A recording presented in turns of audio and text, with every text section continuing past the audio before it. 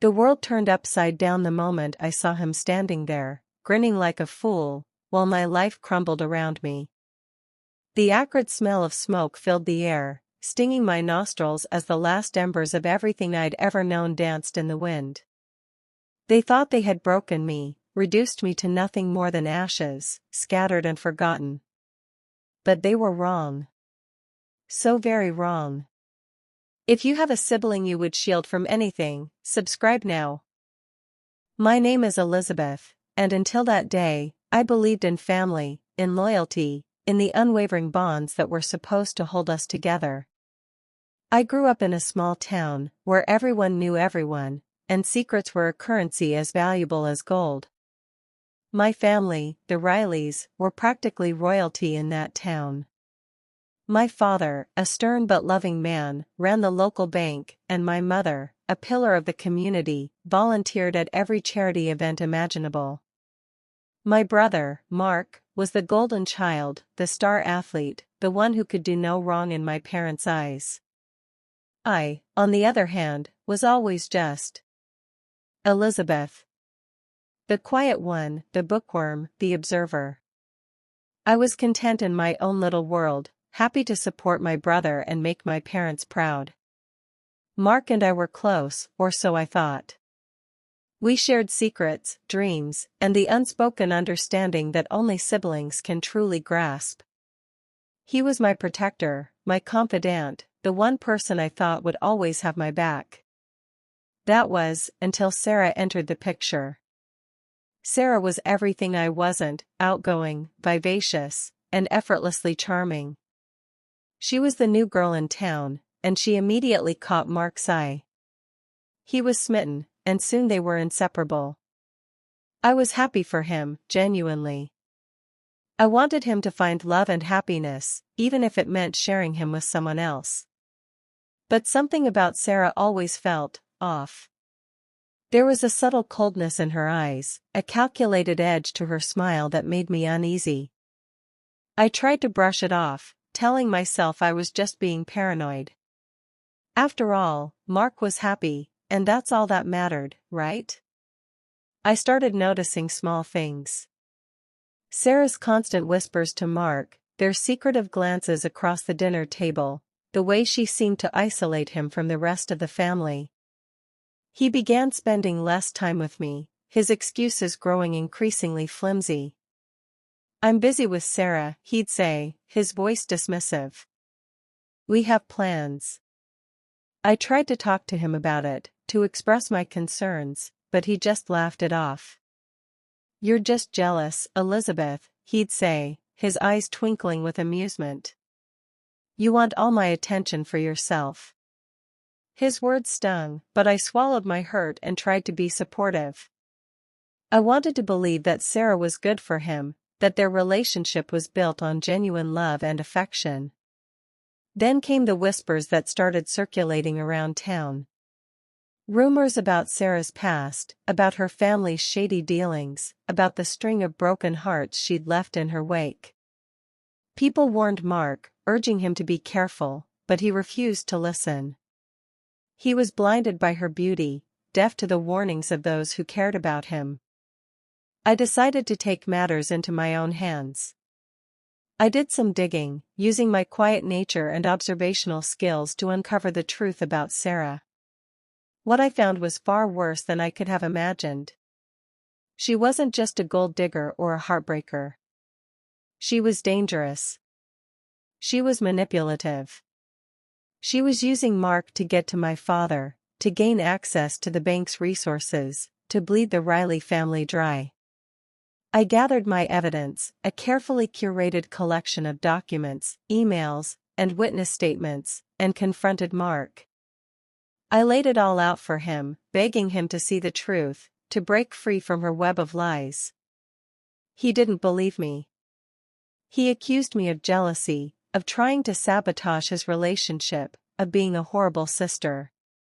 He defended Sarah, blindly and vehemently, refusing to acknowledge the mountain of evidence before his eyes. I was heartbroken, devastated that he could be so easily manipulated, so willing to turn against me, his own sister. But the worst was yet to come. The person I trusted most was one of them. The day they betrayed me was the day revenge was born. They broke me. I stayed silent. Because the plan had begun. I said nothing. They thought I was done. But I was counting every second. The person I trusted most was one of them. The next few weeks were a living nightmare.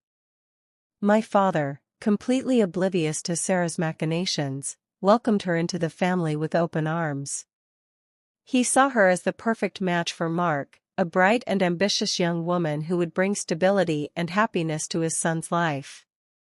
My mother, ever the gracious hostess, showered her with attention and affection, completely charmed by her sweet demeanor. I watched in helpless horror as Sarah systematically ingratiated herself into their lives, subtly manipulating them, isolating them from anyone who might pose a threat to her plans. Mark, completely under her spell, became increasingly distant and withdrawn. He stopped talking to me altogether, avoiding my gaze, his face hardening whenever I tried to broach the subject of Sarah's past. The weight of their deception pressed down on me, suffocating me, stealing my sleep. I spent countless nights tossing and turning, haunted by the image of their smiling faces, knowing the darkness that lurked beneath the surface. I tried to warn my parents, to share the evidence I had gathered, but they dismissed my concerns as jealousy, as a desperate attempt to sabotage Mark's happiness. "You're just being dramatic, Elizabeth," my mother would say, her voice laced with exasperation. "Sarah is a lovely girl. You should try being nicer to her." My father, usually the voice of reason, was equally dismissive. "Mark is a grown man," he'd say, his brow furrowed with disapproval. "He's capable of making his own decisions. You need to respect that." I felt like I was screaming into a void, my voice unheard, my warnings ignored. The isolation was crushing. I was alone, fighting a battle that no one else could see. I knew I had to do something, but I was running out of options. Sarah had effectively cut me off from my family, turning them against me with her insidious lies. I considered going to the authorities, but I knew that without concrete proof of her intentions, they would dismiss me as a disgruntled sister, blinded by jealousy. I was trapped, caught in a web of deceit with no clear escape. One evening, I overheard a conversation between Sarah and Mark that sent a chill down my spine. They were in the study, their voices hushed but audible through the thin walls. "Your father trusts me implicitly," Sarah said, her voice dripping with satisfaction. "He's already given me access to the bank's financial records. It's only a matter of time before I have everything I need." Mark chuckled, a cold, unfamiliar sound that made my stomach churn. "He's such a fool," he said. "He actually believes I love you." I couldn't believe what I was hearing. Mark was in on it. He was complicit in Sarah's scheme, willing to betray his own family for her sake. The realization hit me like a physical blow, knocking the wind out of me. I stumbled back, my hand flying to my mouth to stifle a sob. The pain was unbearable, a searing agony that ripped through my heart. It wasn't just Sarah who had betrayed me. It was Mark, my brother, the one person I had always trusted, the one person I thought would always have my back. He was one of them. The world seemed to tilt on its axis, the familiar landscape of my life suddenly warped and distorted. I felt like I was standing on the edge of a precipice, staring into an abyss of despair. I knew I couldn't stay there, paralyzed by grief and disbelief. I had to fight back. I had to protect my family, even if they didn't want to be protected. I had to expose Sarah and Mark for who they really were, even if it meant tearing my family apart. The seed of revenge had been planted, and it was beginning to take root, fueled by the pain of betrayal and the burning desire for justice. They thought they had broken me. They thought they had silenced me. But they were wrong. They had underestimated my resolve, my determination, my unwavering commitment to protecting those I loved. The game had just begun. The air in my room grew thick, heavy with despair. I remember the feeling of the rough carpet against my cheek as I collapsed onto the floor, the overheard conversation replaying in my mind like a broken record. My brother. My own flesh and crimson. Part of their twisted game. It was a betrayal so profound it threatened to unravel the very fabric of my being. I lay there for what felt like an eternity, numb, hollowed out. The light outside shifted, the sun setting, casting long, distorted shadows across the walls, mirroring the state of my soul. They thought they had won. They thought they had broken Elizabeth Riley, reduced her to nothing more than a silent, insignificant observer. They couldn't have been more wrong. As the darkness deepened, something shifted within me. The grief, the despair, the crushing weight of betrayal began to morph into something else, something colder, harder, more resolute. It started as a flicker, a tiny spark of defiance in the face of overwhelming darkness. But it grew, fueled by the injustice of it all, by the sheer audacity of their deception. It hardened into a steely determination. I would not be a victim. I would not let them destroy my family. I would fight back.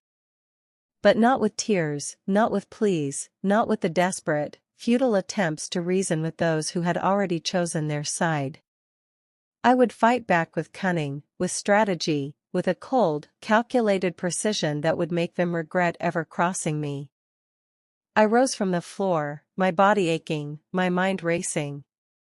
The first step was to gather information, to understand the full scope of their plan, to identify their weaknesses, their vulnerabilities. I needed to know everything, to anticipate their every move, to be one step ahead of them at all times. I started small, meticulously documenting every interaction, every conversation, every suspicious activity. I became a ghost in my own home, silent, invisible, watching, listening, recording. I installed hidden cameras, tapped their phones, intercepted their emails, leaving no stone unturned in my quest for the truth. It was a risky game, one that could expose me and jeopardize everything. But I was willing to take the risk. The stakes were too high. My family's future, their happiness, their very safety depended on it. The information I gathered was damning. Sarah and Mark were planning to drain the bank's accounts, to steal my father's life savings, to leave him and my mother penniless and ruined. They had even forged documents to frame my father for embezzlement, ensuring that he would take the fall for their crimes. The depths of their depravity were staggering. But the most chilling revelation was the discovery of Sarah's past.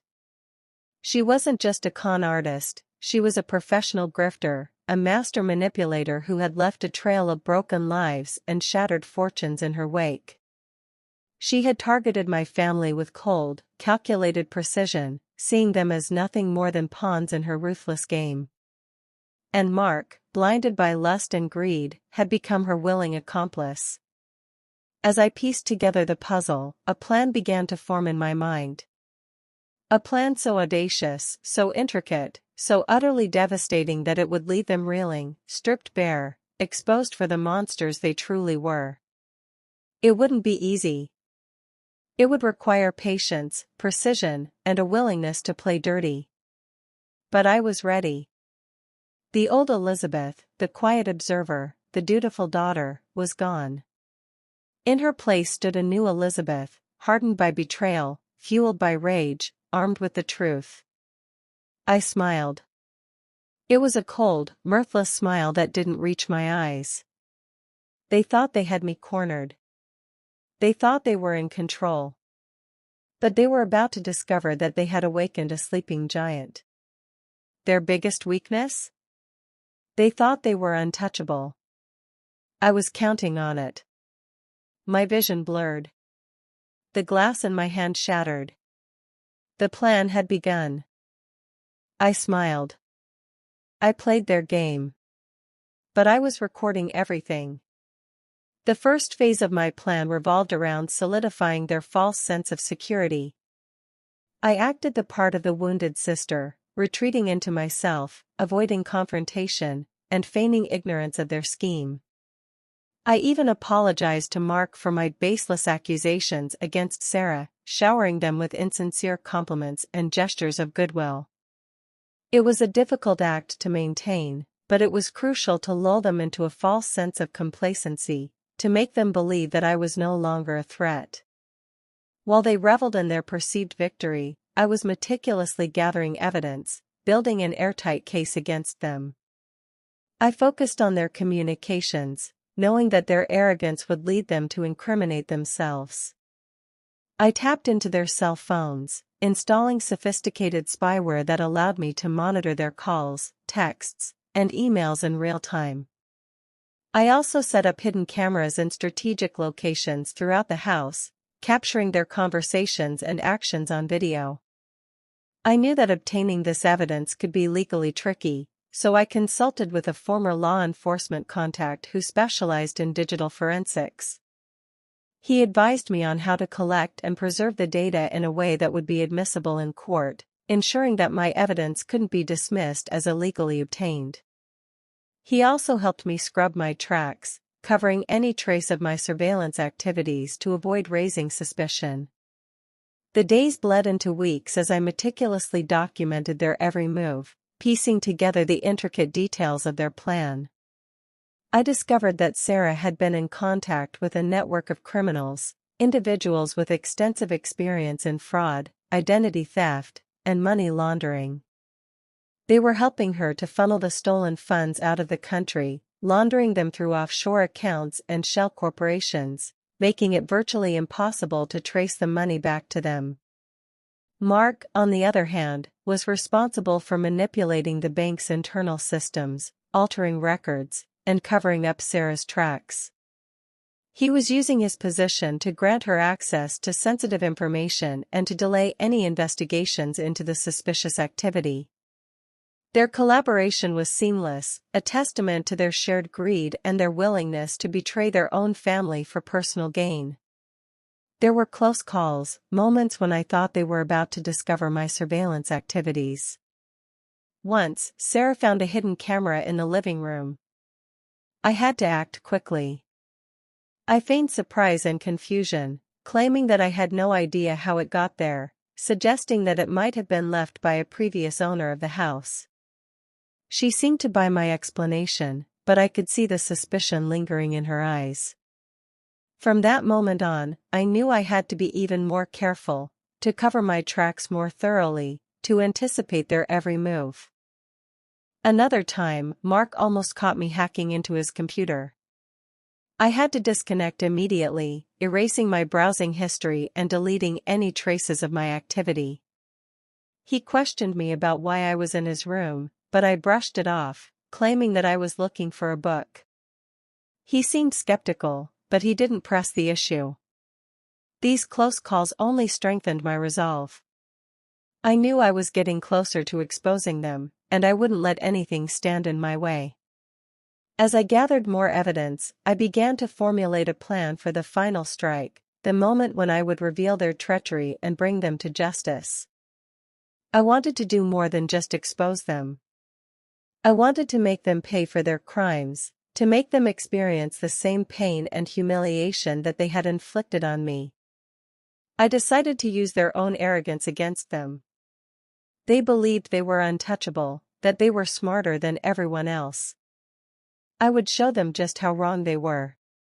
My plan involved a carefully orchestrated series of events that would culminate in a public confrontation, exposing their crimes to the authorities, the media, and the entire town. I would present my evidence in a way that was irrefutable, leaving them no room to deny their guilt. I also planned to use their own words against them, playing recordings of their incriminating conversations and displaying video footage of their clandestine activities. To ensure the success of my plan, I enlisted the help of a few trusted allies. One was my childhood friend, Emily, a skilled journalist with connections to the local media. I shared my evidence with her, and she agreed to help me break the story, ensuring that it would receive maximum exposure. Another ally was my former boss, Mr. Thompson, a retired FBI agent with extensive experience in investigating financial crimes.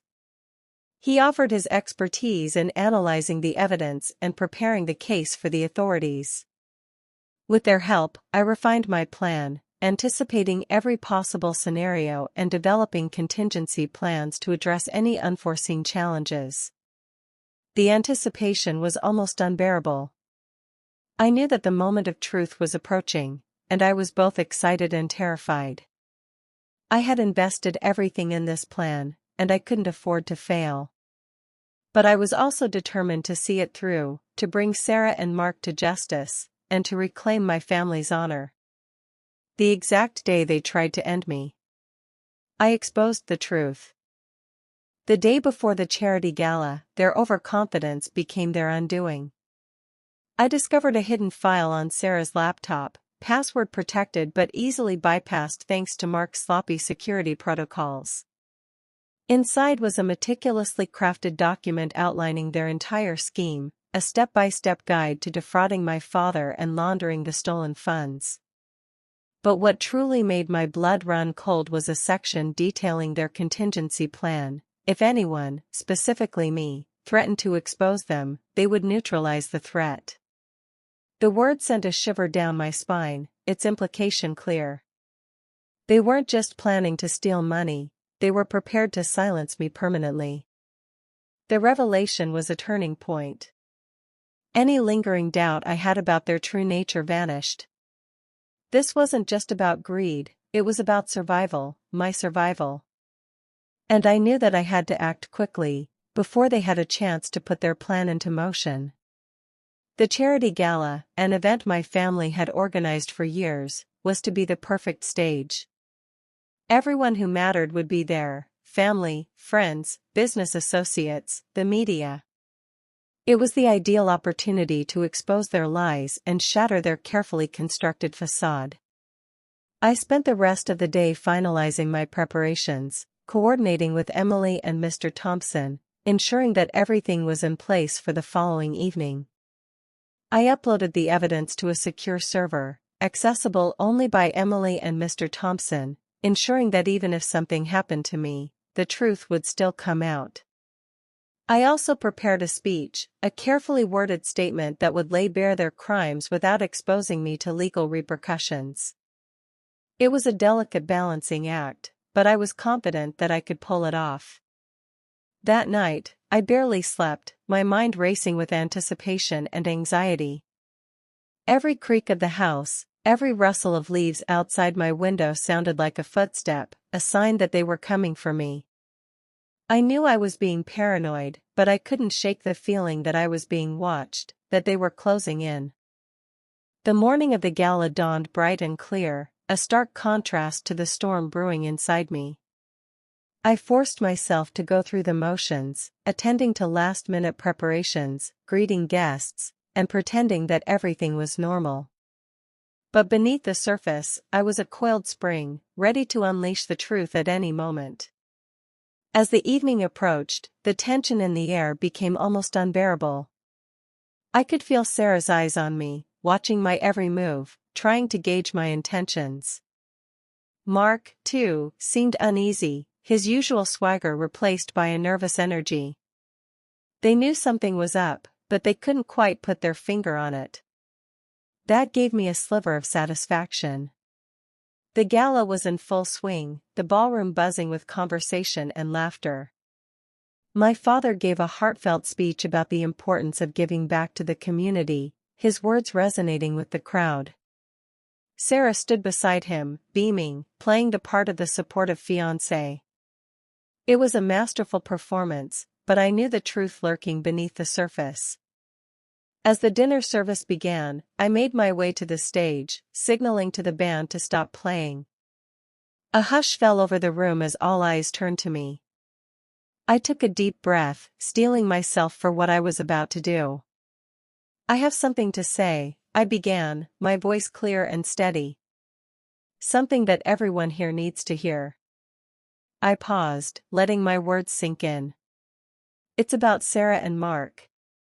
I could see the color drain from their faces as they realized what was happening. Sarah took a step towards me, her eyes blazing with anger.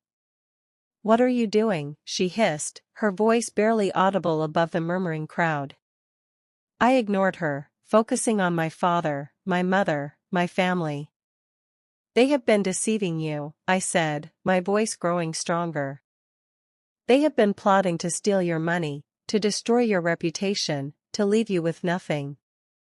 I gestured to Emily, who was standing near the sound system, ready to play the evidence. "I have proof," I said. "Recordings, documents, everything you need to see the truth." And right then and there, the ballroom doors burst open, and everything went to absolute hell. The ballroom doors burst open, and in strode two uniformed officers, Mr. Thompson right behind them, holding a tablet displaying what I knew was a warrant. The music screeched to a halt, the chatter died instantly, and every eye in the room swiveled toward the commotion. Sarah's carefully constructed mask of composure shattered. Mark just stood there, slack-jawed, like a deer caught in headlights. "Sarah Walker and Mark Johnson," one of the officers announced, his voice booming across the silent ballroom. "You're both under arrest for suspicion of fraud, embezzlement, and conspiracy to commit wire fraud." The gasp that rippled through the room was almost deafening. My father looked utterly bewildered, my mother's hand flew to her mouth, and my siblings stared in disbelief. Sarah, regaining some of her composure, tried to bluff her way out. "This is a mistake," she declared, her voice trembling slightly. "There's no fraud, no embezzlement. This is a personal vendetta." But her words rang hollow, lost in the sea of shocked faces. Mr. Thompson stepped forward, his expression grim. "We have evidence, Ms. Walker," he said, his voice calm but firm. "Extensive evidence. Enough to put you both away for a very long time." The officers moved in, placing handcuffs on Sarah and Mark. As they led them away, Sarah locked eyes with me, her gaze filled with pure, unadulterated hatred. "You did this," she hissed, her voice dripping with venom. "You'll pay for this." I simply stared back, my face a mask of indifference. "They lost everything." I just smiled. The following days were a whirlwind. The story exploded, dominating the headlines and social media feeds. Emily, true to her word, had released all the evidence I had gathered, exposing Sarah and Mark's crimes in excruciating detail. The bank immediately launched an internal investigation, suspending Mark and several other employees suspected of being involved in the scheme. My father, initially devastated by the betrayal, slowly began to piece his life back together. The legal proceedings were swift and decisive. The evidence was overwhelming, and Sarah and Mark had no defense. They were both convicted on all charges and sentenced to lengthy prison terms. Their assets were seized, their reputations ruined, their lives irrevocably shattered. The charity gala, once a symbol of my family's philanthropy, became a symbol of their downfall.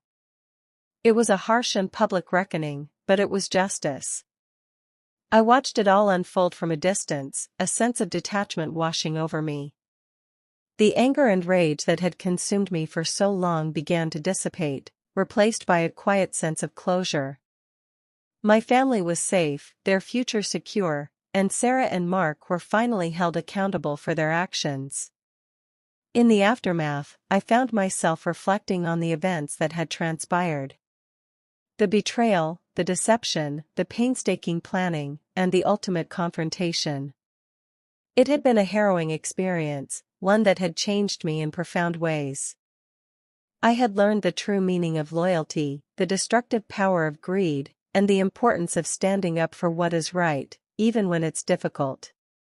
Revenge isn't sweet. It's necessary. It's not about seeking pleasure in someone else's suffering, it's about restoring balance, about holding wrongdoers accountable, about protecting yourself and those you love. It's about saying, "You will not get away with this." I emerged from the ordeal stronger, wiser, and more resilient. The scars of betrayal may never fully heal, but they serve as a reminder of the lessons I have learned and the person I have become. The day they tried to end me, I exposed the truth.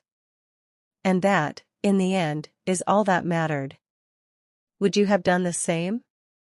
Let me know in the comments. Subscribe for more justice.